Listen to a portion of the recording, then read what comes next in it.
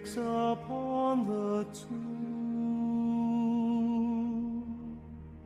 The forgotten apostle chosen by God. The streets of Jerusalem were heavy with sorrow after the death and resurrection of Jesus Christ. The disciples still remembered the terrible night Jesus was betrayed. Judas Iscariot, one of the 12 apostles, had turned against the Lord for money. After realizing the horror of what he had done, Judas died, leaving an empty place among the apostles. But the followers of Jesus believed that the number of the 12 apostles had to remain complete. Among the many disciples who had quietly followed Jesus through the years was a humble man named Matthias. He was not famous. He was not often mentioned. Yet from the beginning, Matthias had stayed close to Christ. He listened to Jesus preach to the crowds, watched him heal the sick, saw the miracles, and remained faithful even during dangerous times when others ran away in fear. While many people knew Peter, James, and John, few noticed Matthias. But heaven noticed him. One day, the apostle Peter gathered the believers together. "We must choose someone," Peter said, "to take the place left by Judas." 2 faithful men were presented before the community. One was Joseph Barsabbas. The other was Matthias. The apostles did not choose by pride or popularity.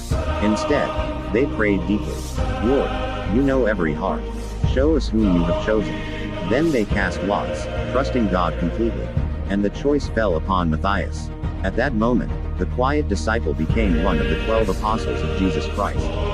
After Pentecost, when the Holy Spirit descended upon the apostles like tongues of fire, Matthias went out boldly to preach the gospel. He traveled far from Jerusalem, carrying the message of Christ into difficult lands filled with persecution and danger.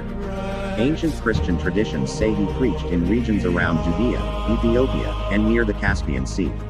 Many people rejected him, some mocked him, others threatened his life. But Matthias never denied Jesus. He remembered the suffering of Christ and continued preaching with courage. Eventually, enemies of Christianity arrested him. According to tradition, Saint Matthias was killed for refusing to stop preaching about Jesus.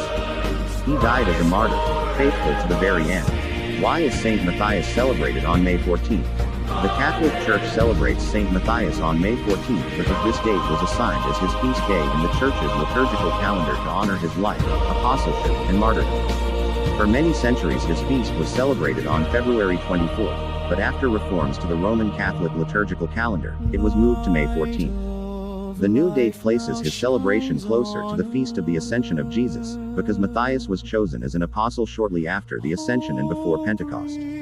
His feast reminds Christians that God often chooses humble and hidden people for great missions. Faithfulness matters more than fame. True disciples remain loyal to Christ.